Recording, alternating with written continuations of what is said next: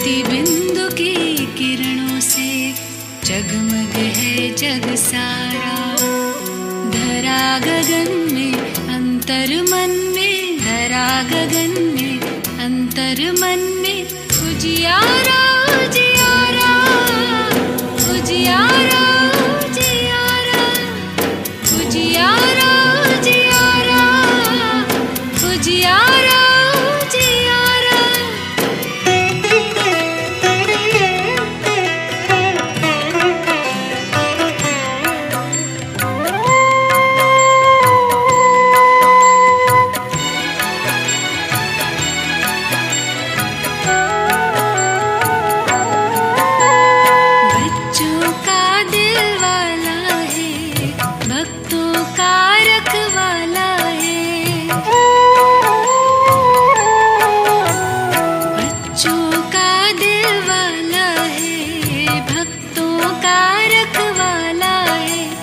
अतिशय प्यारा प्राण हमारा पलकों में हमें पाला है।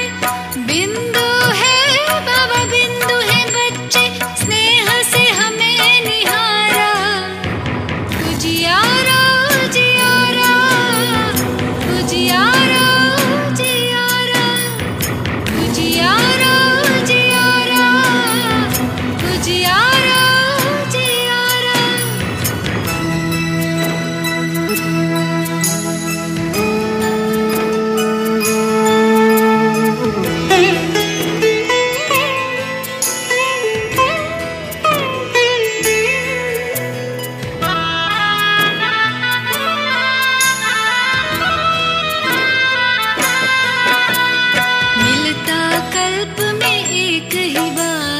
ब्रह्मा तन लेता आधार, मिलता कल्प में एक ही बार। ब्रह्मा तन लेता आधार, देह और दुनिया भूल गए हम सुनकर सच्चा गीता सार। साथ निभाए हाथ बटाए दिल से जब भी पुकारा। उजियारा उजियारा उजियारा उजियारा उजियारा उजियारा उजियारा उजियारा।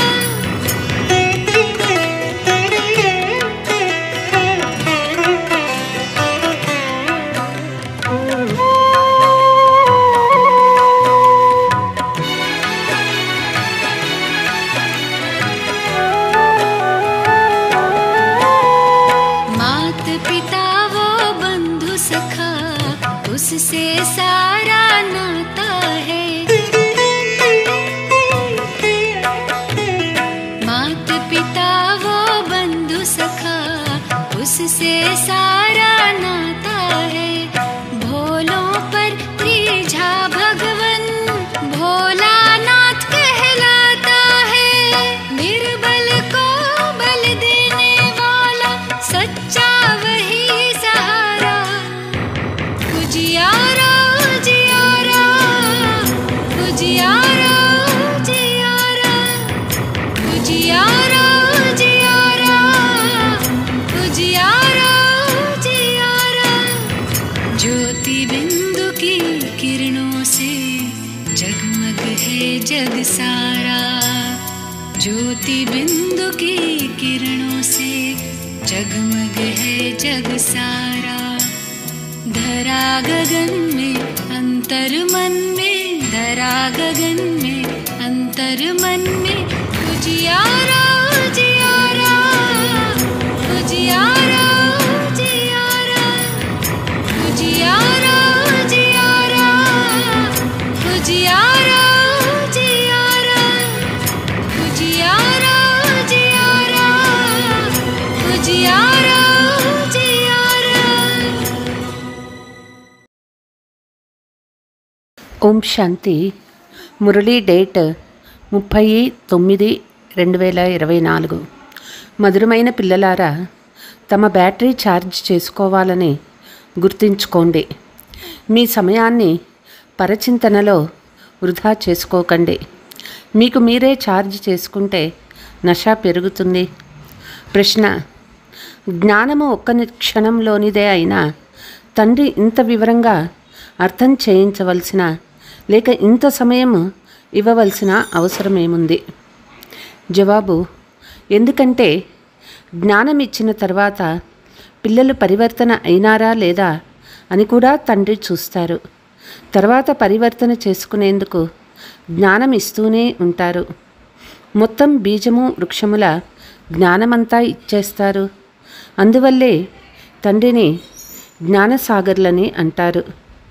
ఒకవేళ ఒక్క క్షణంలో మంత్రం చెప్పి పోతే జ్ఞానసాగర్లనే బిరుదు వాళ్ళకి లభించదు. ఓం శాంతి. ఆత్మీక తండ్రి కూర్చొని ఆత్మీక పిల్లలకు అర్థం చేయిస్తూ ఉన్నారు.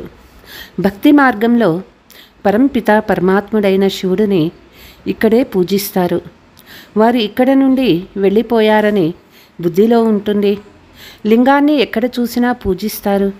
శివుడు పరంధామంలో ఉంటారని తెలుసు. ఒకప్పుడు ఇక్కడ ఉండి వెళ్ళారని భావిస్తారు. అందుకే వారి స్మృతి చిహ్నాలను తయారు చేసి పూజిస్తారు.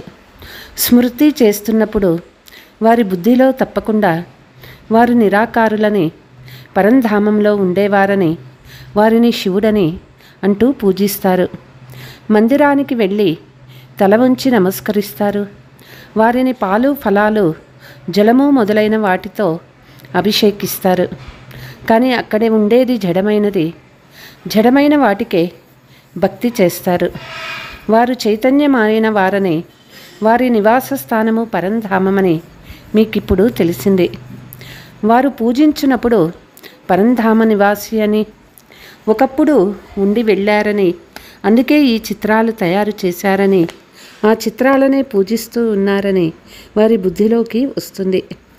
ఆ చిత్రము శివుడేమీ కాదు, అది వారి ప్రతిమ. అదేవిధంగా దేవతల్ని కూడా పూజిస్తారు. అవి జడ చిత్రాలు, చైతన్యమైనవి కావు. కానీ చైతన్యంగా ఉన్నవారు ఎక్కడికి వెళ్ళారో ఎవరికీ తెలియదు. తప్పకుండా జన్మలు తీసుకుంటూ వచ్చారని మీరు అర్థం చేసుకున్నారు. ఆత్మ అయితే అదే. ఆత్మ పేరు మారదు.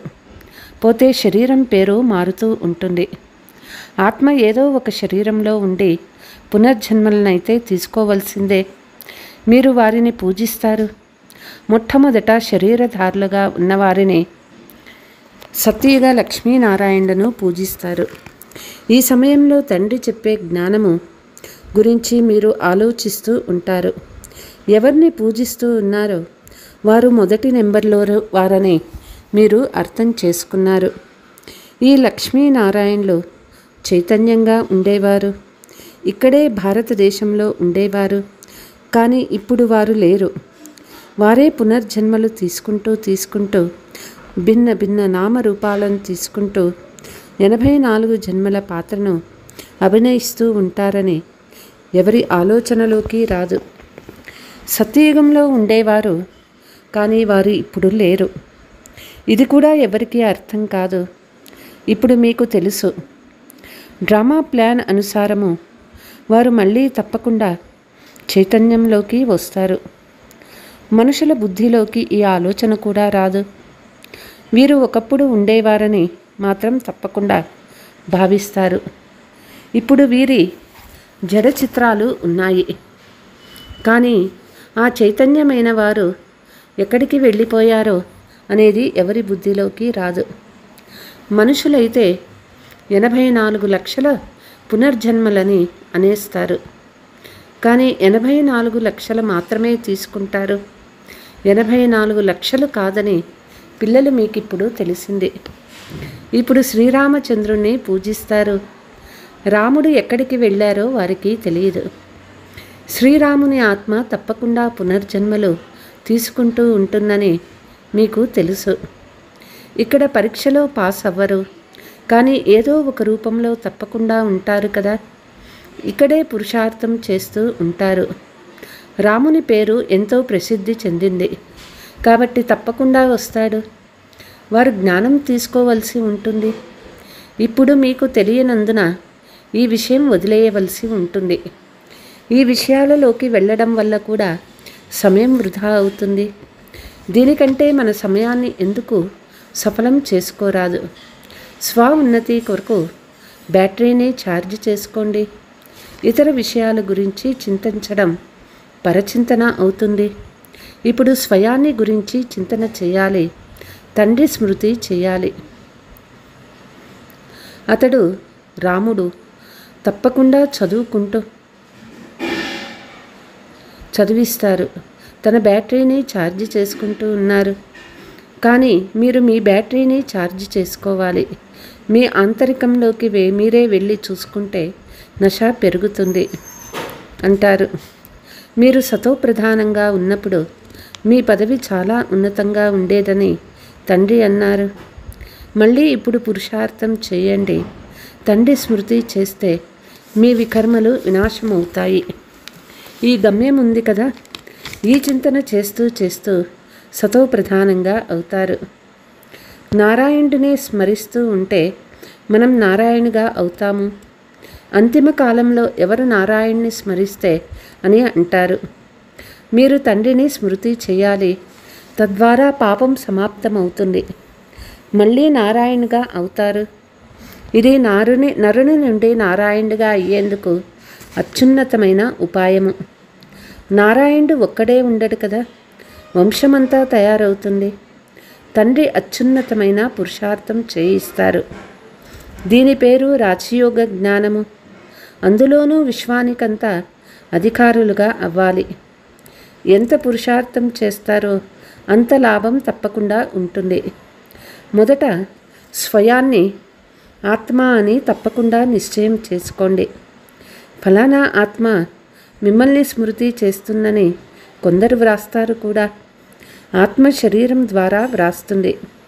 ఆత్మకు శివబాబాతో సంబంధం ఉంది. నేను ఆత్మ ఫలానా శరీరం యొక్క నామరూపాలు కలిగి ఉన్నాను. ఇది తప్పకుండా తెలపాల్సి ఉంటుంది కదా. ఎందుకంటే ఆత్మ ఉన్న శరీరానికే భిన్న భిన్న పేర్లు ఉంటాయి. నేను ఆత్మ మీ బిడ్డను.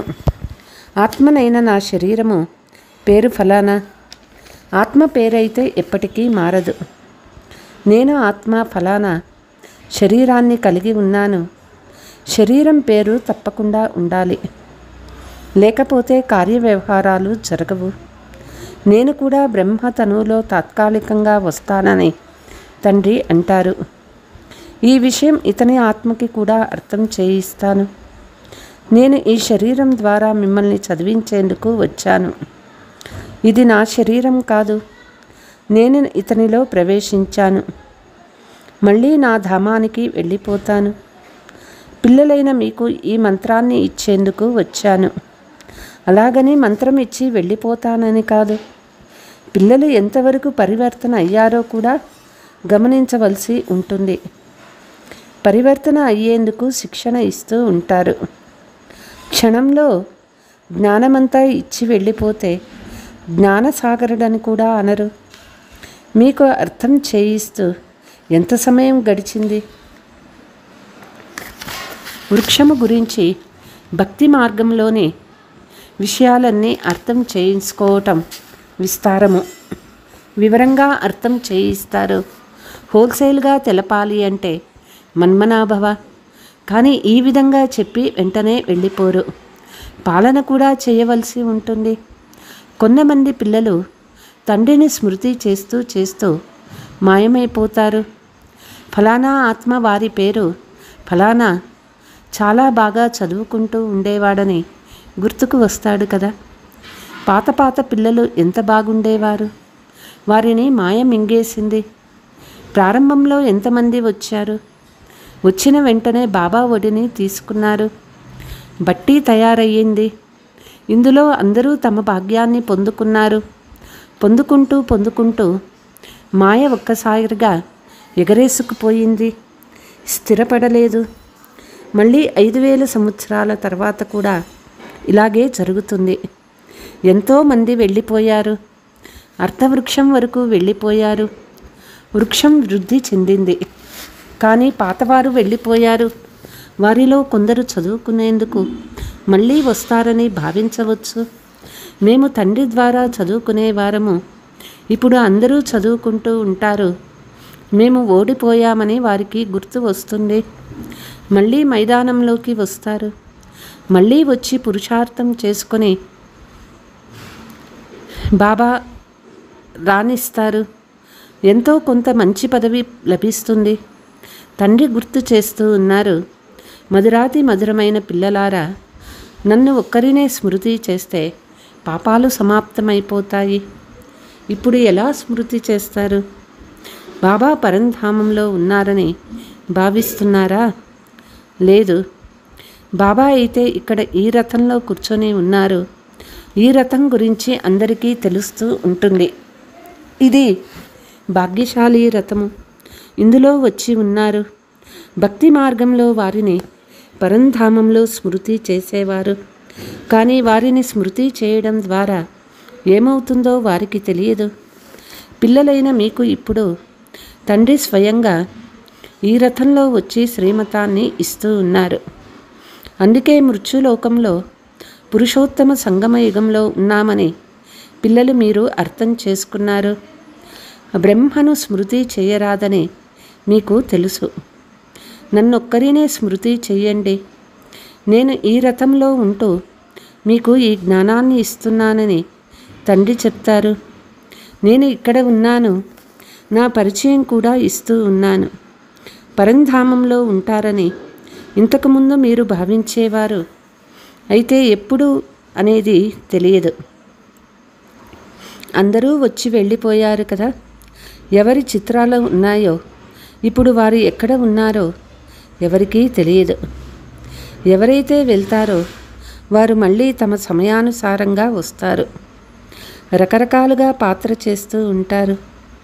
స్వర్గానికైతే ఎవ్వరూ వెళ్ళరు.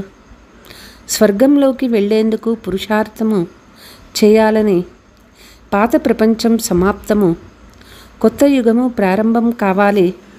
దీనిని పురుషోత్తమ సంగమయుగమని అంటారు. తండ్రి అర్థం చేయించారు. మీకిప్పుడు ఈ జ్ఞానం ఉన్నది. మనుషులకేమీ తెలియదు. ఈ శరీరం కాలిపోతుంది, ఆత్మ వెళ్ళిపోతుందని కూడా తెలుసు. ఇప్పుడు ఇది కలియుగము కాబట్టి తప్పకుండా కలియుగంలోనే జన్మ తీసుకుంటున్నారు. సత్యయుగంలో ఉన్నప్పుడు సత్యయుగంలోనే జన్మ తీసుకునేవారు. ఆత్మల స్టాకు అంతా నిరాకార ప్రపంచంలోనే ఉంటుందని తెలుసు కదా. ఇది మీ బుద్ధిలో కూర్చుంది కదా. మళ్ళీ అక్కడ నుండి వచ్చి ఇక్కడ శరీరాన్ని ధరించి జీవాత్మలుగా అవుతారు. అందరూ ఇక్కడికి వచ్చి జీవాత్మలుగా అవ్వవలసిందే. మళ్ళీ నెంబర్ వారుగా వాపస్ వెళ్ళాలి. అందరినీ తీసుకువెళ్ళరు. అలాగైతే జల ప్రళయం అయిపోతుంది. ప్రళయం జరిగిందని చూపిస్తారు, కానీ దాని ఫలితమేమీ చూపించరు. ఈ ప్రపంచము ఎప్పటికీ ఖాళీ అవ్వదని మీకు తెలుసు. రాముడు వెళ్ళిపోయాడు, వారి బహుపరివారము వెళ్ళిపోయిందని గాయనమున్నది. పూర్తి ప్రపంచమంతా రావణ సాంప్రదాయంలోనే ఉన్నది కదా. రాముని సాంప్రదాయము చాలా కొద్దిగానే ఉంటుంది. సత్య త్రేతాయుగాలలోనూ రాముని సాంప్రదాయం ఉంటుంది.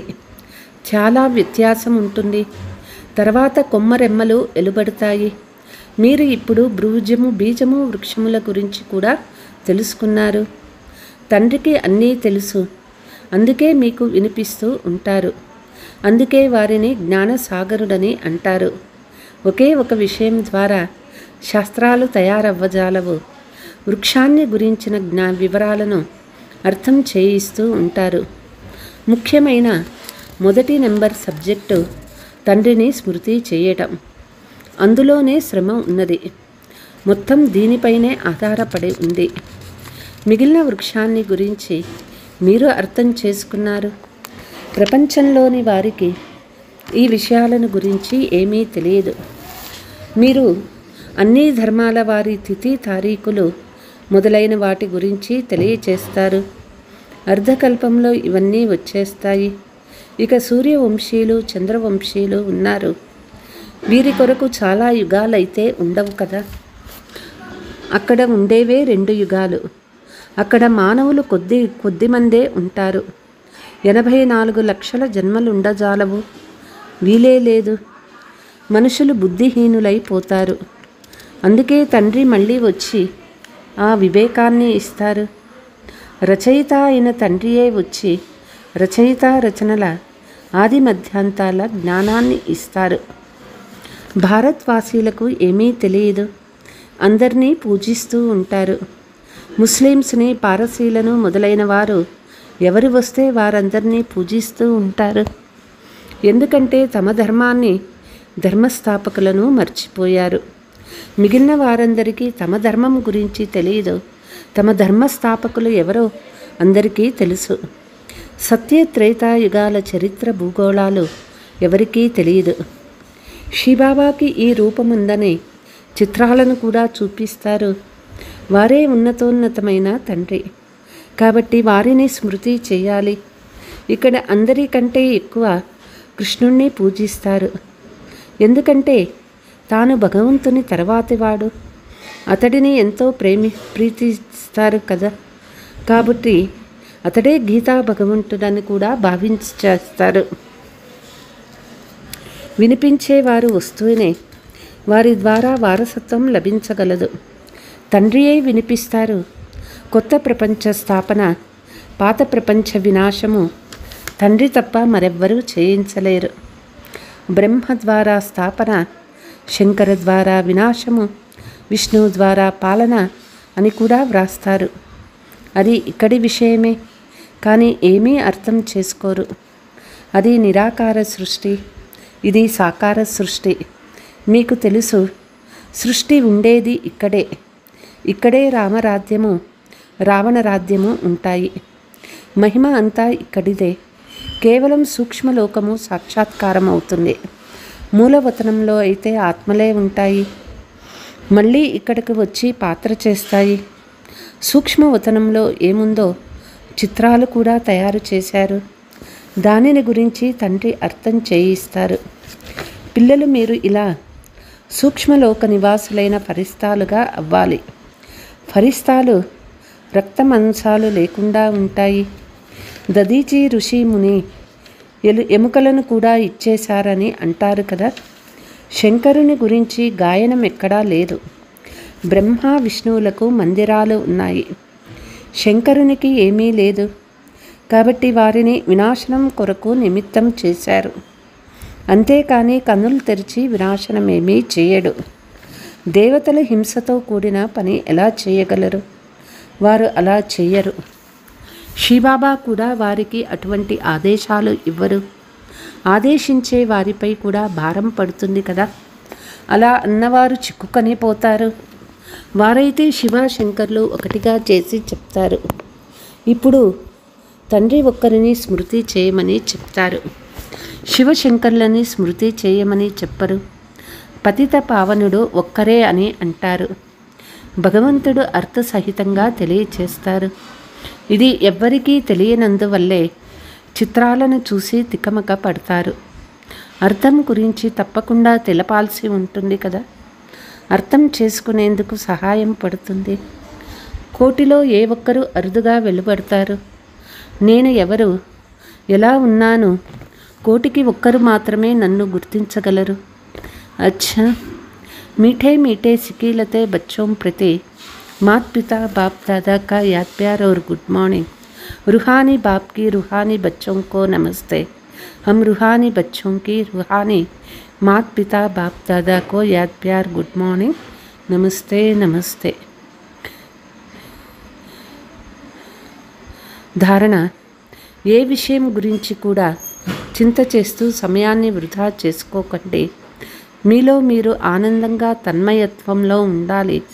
స్వయాన్ని గురించి ఆలోచిస్తూ ఆత్మను సతో ప్రధానంగా తయారు చేసుకోవాలి. నరుణ్ నుండి నారాయణుడిగా అయ్యేందుకు అంతిమ సమయంలో తండ్రి ఒక్కరే గుర్తుండాలి. ఈ అత్యున్నతమైన యుక్తిని ఎదురుగా ఉంచుకొని నేను ఆత్మను అని పురుషార్థం చేయాలి. శరీరాన్ని మర్చిపోవాలి. వరదానము: దాత యొక్క దానాన్ని స్మృతిలో ఉంచుకొని సర్వ ఆకర్షణల నుండి ముక్తులుగా ఉండే ఆకర్షణ ముక్తి భవ. చాలామంది పిల్లలు వీరిపై నాకు ఏ ఆకర్షణ లేదు, కానీ వీరిలో ఉండే ఈ గుణం చాలా మంచిది, లేక వీరిలో సేవ యొక్క విశేషత చాలా ఉన్నది అని అంటారు. కానీ ఏ వ్యక్తి లేక వైభవం వైపుకి మాటిమాటికి సంకల్పం వెళ్ళడం కూడా ఆకర్షణే. ఎవరి విశేషతను చూస్తున్నా, గుణాలను లేక సేవను చూస్తూ ఉన్న దాతను మర్చిపోకండి. ఇది దాత ఇచ్చిన దానము. ఈ స్మృతి ఆకర్షణ నుండి ముక్తంగా ఆకర్షణాముక్తులుగా చేసేస్తుంది. అప్పుడు ఎవ్వరికీ ప్రభావితం అవ్వరు. స్లోగన్: ఎటువంటి ఆత్మీక సోషల్ వర్కర్ అవ్వాలంటే భ్రమిస్తున్న ఆత్మలకు ఠికానా ఇవ్వండి, భగవంతునితో కలపండి. అచ్చా. ఓం శాంతి.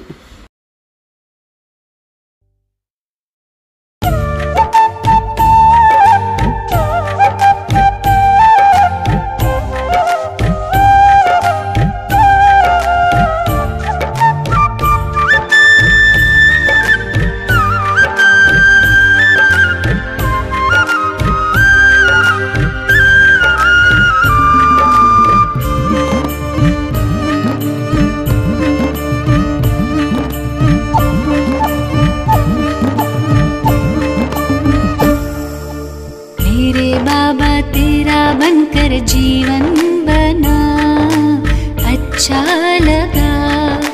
मेरे बाबा तेरा बनकर जीवन बना अच्छा लगा। आंसू मेरे मोती बने चेहरा खिला अच्छा लगा, अच्छा लगा।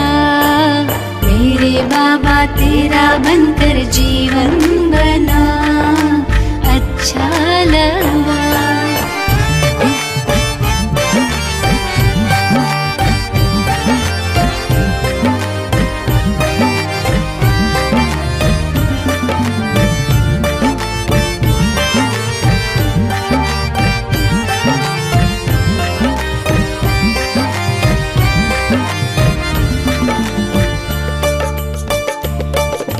सोचा नहीं मैंने कभी यूं तुम मुझे मिल जाओगे।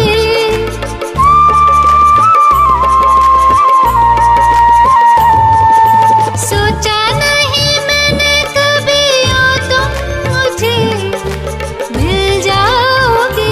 मेरे भाग्य है तुम सा मुझे साथी मिला अच्छा लगा, अच्छा लगा। मेरे बाबा तेरा बनकर जीवन बना अच्छा लगा।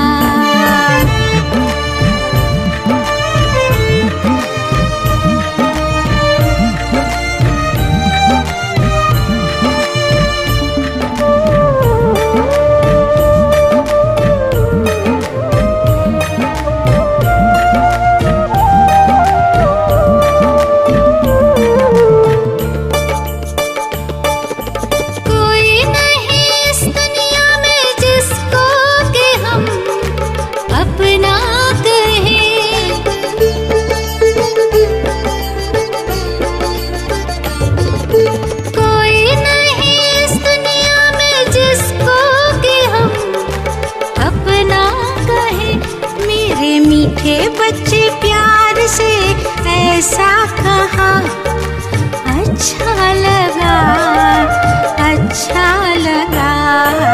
मेरे बाबा तेरा बनकर जीवन बना अच्छा लगा।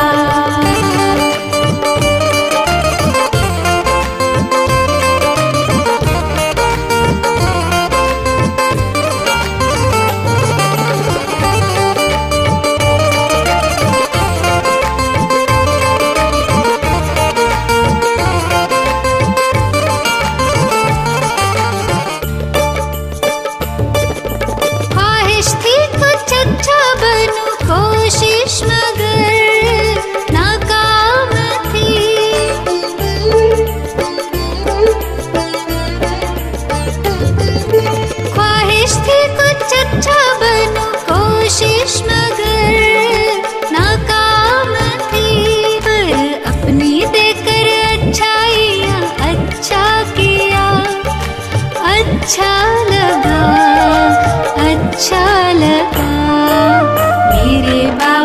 तेरा बनकर जीवन बना। अच्छा लगा मेरे बाबा तेरा बनकर जीवन बना। अच्छा लगा आंसू मेरे मोती बने चेहरा खिला। अच्छा लगा अच्छा लगा।